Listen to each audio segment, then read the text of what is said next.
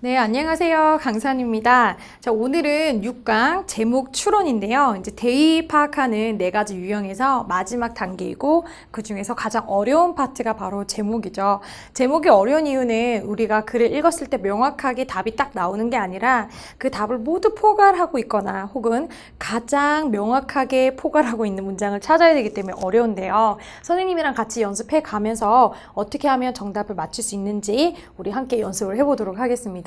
자, 제목 맞추는 것도 마찬가지로 주제처럼 소재를 잘 파악해야 되고, 그리고 제일 중요한 거는 그 주제를 가장 함축적인 단어로 배열한 것을 찾는 것이 제일 관건이에요.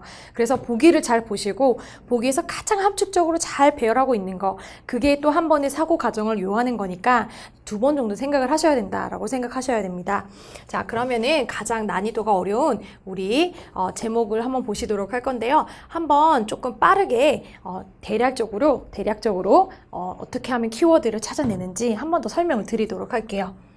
자, 일단 우리 소재를 찾아낼 때는 반복하는 어구, 그쵸? 그리고 어떤 예시문 앞에 있는 것, 그리고 어떤 역접 후에 나오는 말, 그리고 통념이 있다면 그 통념에 반대되는 것이 또 요지다라고 말씀드렸던 거, 그리고 문제점이 나오면 그 문제점에 대한 해결책이 중요했다라는 거, 그리고 어떤 질문이 question이 이렇게 나오면은 그에 대한 질문의 답이 중요하다라는 거, 그리고 연구 결과나 연구가 suggest 제시한다거나 연구가 보여주는 것들, 연구 결과 이런 것이 중요하다라고 말씀을 드렸었어요.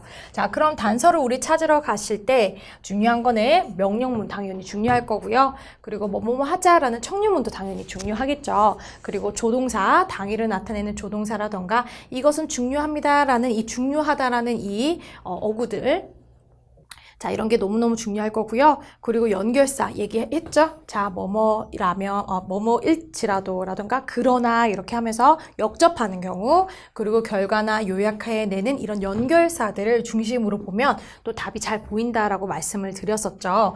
자, 그리고 또 한 가지 중요한 사실은 예문 앞에 있는 문장이 또 글의 요지였다라는 거, 그리고 한 가지 조금 더 추가해서 드리면은 이제 양보절에 대해서도 잠깐 설명을 드릴 건데, 양보라는 것은 비록 뭐뭐일 일지라도라는 어떤 얘기잖아요. 그러면 그 대비되는 단어 혹은 말이 저 뒤에 나오거든요. 그래서 무슨 말이냐면 비록 이러 한다고 할지라도 뒤에 하는 말은 내 요지입니다 라는 거예요. 그래서 양보절도 조금 챙겨봐 주시면 좋을 것 같아요. 자, 그럼 다시 한번 얘기를 조금 더 강조 드리고 싶은 거 마무리하고 바로 이제 적용을 하러 갈 텐데요. 소재가 일단 추상적이다. 내가 주제문이 또 명확하게 드러나지 않는 그런 지문이다 하실 때 선생님이 강조한 거는 계속해서 반복되는 표현, 그쵸? 그리고 그 표현되는 반복되는 표현에 대한 어떤 그 단서를 종합을 해서 내가 논리적인 사고를 통해서 이제 보기를 가서 답을 찍어내야 되는 게 중요하다라고 말씀을 드렸었어요. 그래서 제목은 거기서도 가장 함축할 수 있는 것을 고르는 게 제목이니까 이 함축이란 단어도 함께 갖고 가셔야, 자, 여기는 좀 중요한 포인트가 함축이라는 거 조금 더 생각하시면서 우리 적용을 한번 해보도록 하겠습니다. 자, 딱 3지문만 보고 갈 건데요. 자, 먼저 첫 번째 지문은요, 2019년 10월 모의고사에서 나왔던 지문이에요.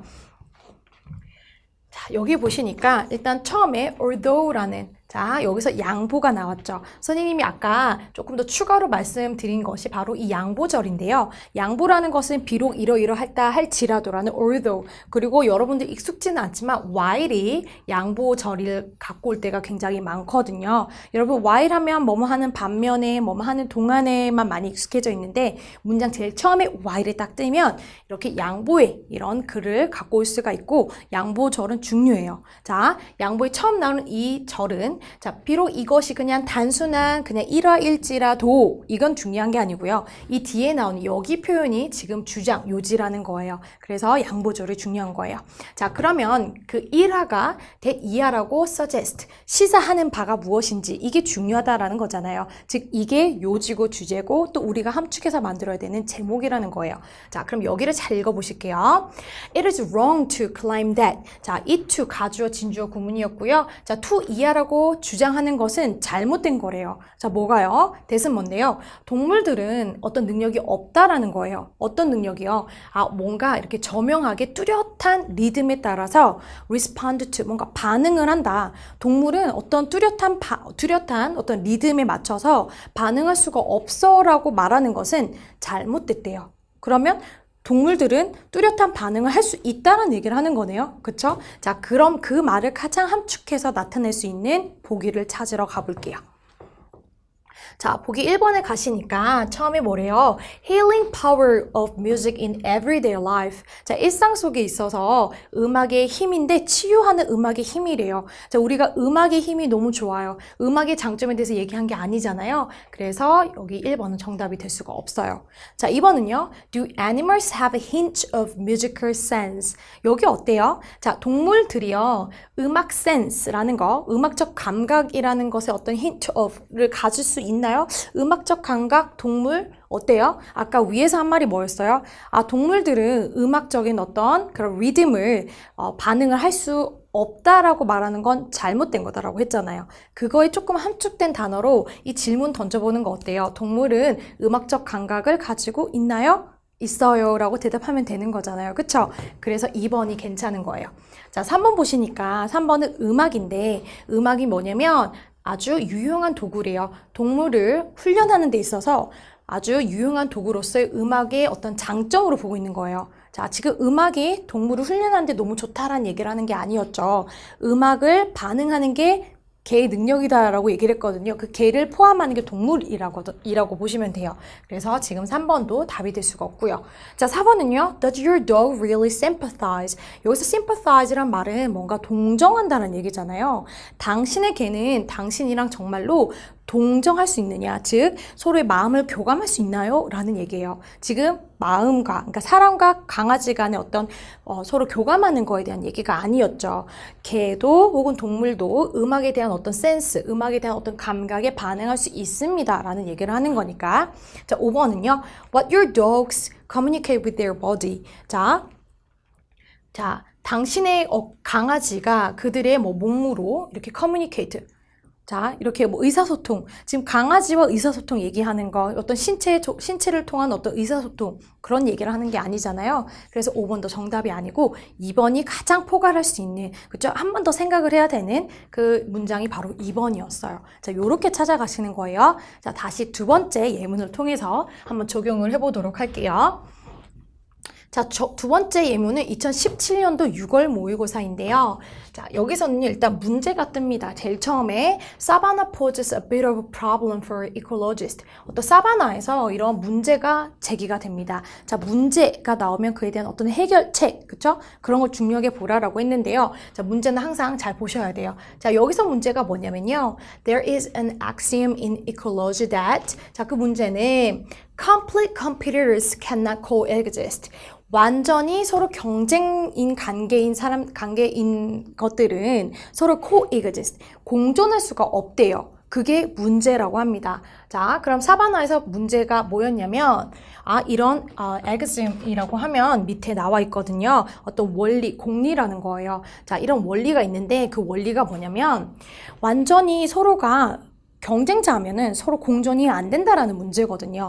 자, 그러면 그 문제를 해결하는 방법을 선생님은 찾으러 솔직히 갔거든요. 근데 그 해결 방법이 나오기보다는 이렇게 역접을 통해서, 여기 중요하죠? 자, 그러나 사바나에서는 이런 grasses and trees coexist. 아까 공존할 수 없는 존재 두 가지가 뭐라고 했죠? 서로 완전히 경쟁 관계에 있는 그 둘은 공존할 수가 없다고 했죠. 근데 사바나에서는 이 grass와 tree라는 이 어떤 초목과 그리고 이 나무 두 가지는 같이 경쟁이 되더라라는 거예요. 자, 그럼 이 둘은 서로 경쟁 관계다라는 걸 위에서 알 수가 있죠. 문제를 제기했잖아요. 그 문제에서 소재를 갖고 와야죠.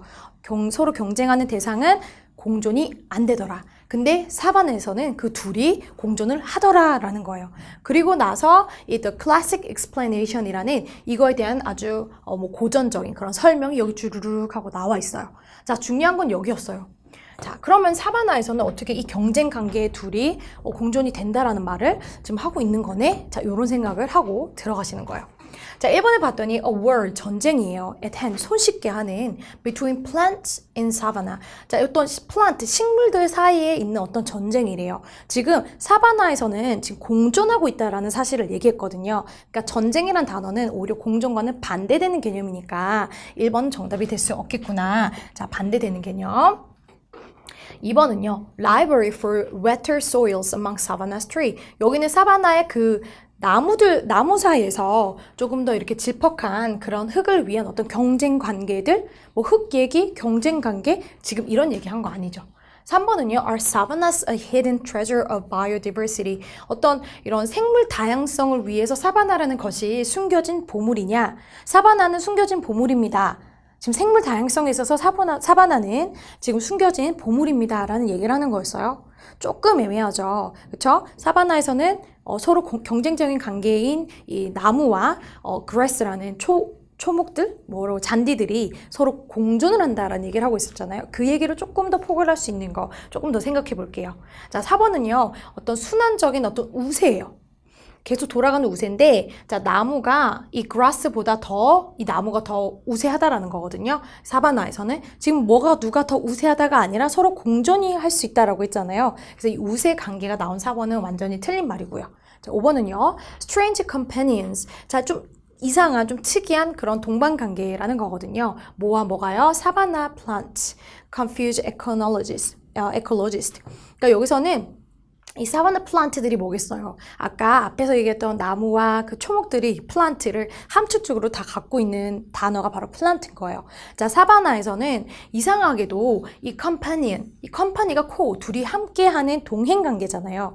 여기서 바로 코이그지스트가 나올 수 있는 거예요. 자, 이상하게도 같이 동반을 하더라라는 거예요. 뭐가요? 사바나에서는 그 경쟁 관계에 있던 서로 완전 경쟁 관계에 있는 그 나무와 그라스라는 그 초목이 서로 공존을 하고 있더라. 굉장히 이상하게 지금 같이 동반하고 있더라. 괜찮죠? 함축하고 있는 거예요. 그게 뭔데요? 사바나 안에 있는 이 플란트라는 거예요. 자, 그것이 또한 나중에는 이 사람들을 굉장히 혼란스럽게 만들었다라는 말은 왜 나온 거예요? 원래는, 그쵸? 원래 공리로는 처음에 얘기한 문제 제기에서는 뭐라 그랬어요? 그 둘은 서로 공존할 수 없는데, 이 사바나는 이상하게도 그 둘이 공존을 하더라. 그러니까 당연히 혼란을 또 야기할 수가 있는 거죠. 그래서 여기 뒤까지는 내가 잘 이해를 못했다고 해도 지금 이 단어 하나가 즉 이 뒤에 있는 말이거든요. 그래서 이 앞에 있는 말이 좀 이상한 이상한 좀 공생 관계들 함께하는 이런 동행자들 이 둘이 바로 트리와 그라스였다는 거. 자, 이 바로 예티에 있었던 지금 이 문장을 정확하게 함축할 수 있는 그 문장은 뭐였다? 바로 정답 4번이었다라는 거를 여러분이 잘 생각을 할 수 있었고 캐치를 5번이었다는 걸 여러분이 캐치를 할 수 있었다면은 자, 이 문제도 쉽게 풀 수 있었을 거예요. 제목이 비교적 좀 어렵습니다. 왜 조금 더 생각도 많이 해야 되고 논리적인 사고를 막 펴야 되니까 자, 조금 감안하시고 제목은 푸셔야 돼요. 자, 마지막 한번 보시도록 할게요. 자, 마지막은 2016학년도 6월 모의고사였는데 자, 여기는 어떻게 제가 형광펜을 한 거냐면 자, 이런 예를 드는 부분 for instance 예를 드는 부분 앞이 요지고 주제다라고 말씀드렸잖아요. 제목은 거기서 조금 더 나가서 그 문장을 좀 더 함축할 수 있는 문장을 우리가 만들자라고 얘기를 했죠. 자, 그럼 이 앞에 있는 문장이 뭐였냐면요. 자, 처음부터 지금 해석을 좀 해드릴게요. 마지막이니까. 자, inflation이라는 물가 상승이잖아요. inflation이라는 can be a major life concern for most people. 대부분의 사람들에 있어서 어떤 삶에 있어서 걱정거리가 당연히 inflation이에요. 물가가 상승하면 사람들은 걱정할 수 있는 그런 부정적인 요인이 바로 inflation이죠. 자, 그리고 그것은요, makes it difficult for household to plan ahead. inflation이 생기면 당연히 미리 계획을 한다는 것이 좀 어렵게 만들 수 있다라는 거예요, 집에서. 그쵸? 물가 상승이 올라가면 돈이 비싸지니까 뭔가 미래에 계획을 한다는 거 어려워질 수 있죠. 자, 그리고 이것이 바로 그 이유인데요. 자, 미래 문제라는 거예요. 그 미래 문제는요, 뭐에 가는 거냐면, 인플레이션이랑 관련된 어떤 미래적인 그런 문제가 종종 우리가 우리의 미래에 관한 계획을 뭔가 바꾸는 걸 어렵게 한다라는 거예요. 자, 선생님, 저는 여기서 지금 이해를 한 거는 인플레이션이라는 물가 상승이 사람들을 뭔가 미래에 계획하는 걸 어렵게 만들다라고 했고, 인플레이션을 굉장히 부정적으로 바라보고 있고, 그것이 그 이유가 바로 뭐냐면 미래의 문제인데, 이런 인플레이션과 관련된 그런 미래 문제, 그쵸? 인플레이션이 있으면 미래에 이런 문제가 있을 거야, 저런 문제가 있을 거야, 이렇게 생각을 하게 되잖아요. 그런 것 때문에 우리가 나중에 미래에 어떤 걸 계획을 짤까? 그걸 굉장히 지금 바꾸게 한다라는 거죠. 그쵸? 계속 변하게 만든다라는 거예요. 그러면 우리가 적어도 이 관계는 아는 거죠. 인플레이션과 미래의 계획을 짜는 거. 이 둘 사이에 뭔가 연계가 있다라는 거. 그쵸? 그거 정도는 캐치를 하시고 밑으로 내려가시는 거예요. 일단 키워드인 인플레이션 꼭 들어가야겠죠. 그래서 키워드 인플레이션을 보러 갔더니 여기 1번, 2번, 그리고 3번. 그리고 5번 모두 다 나와 있죠. 4번에만 인플레이션이라는 단어가 없었어요. 그렇죠? 그래서 조금 어려웠을 텐데 1번 보시니까 무엇이 인플레이션을 야기했느냐. 자, 인플레이션을 야기한 것이 무엇이었는지 그걸 얘기한 건 아니죠. 인플레이션이 미래 계획을 어렵게 했다라는 그 얘기는 했어도 무엇이 인플레이션을 만들었느냐 이 얘기를 한 건 아니거든요. 그래서 1번은 안 되고요. 자, inflation은 affect future plans. 정확하게 나와 있죠. 자, 물가 상승이 미래에 어떤 계획 짜는 거에 대해서 영향을 준다라는 거예요. 그쵸? 부정적인 영향을 준다라고 했었죠. 그래서 2번이 정답이에요. 3번은 다양한 방식인데요. 물가 상승률을 줄이는 다양한 방식들. 지금 물가 상승률을 어떻게 하면 줄이는지 그 방법에 대해서 제안을 하고 있지는 않았죠. 그래서 3번 정답 될 수 없고요. 자, 4번은 인플레이션 말이 없었고 5번 같은 경우는 얼마나 빨리 이 물가 상승률이 이렇게 오르는 거가 얼마나 이렇게 빨리 할 수가 있느냐라는 거. 물가 상승률이 얼마나 빠르게 막 올라간다 이런 얘기 한 건 아니었잖아요. 그래서 5번도 정답이 될 수 없습니다. 네, 그래서 정답 2번이고요.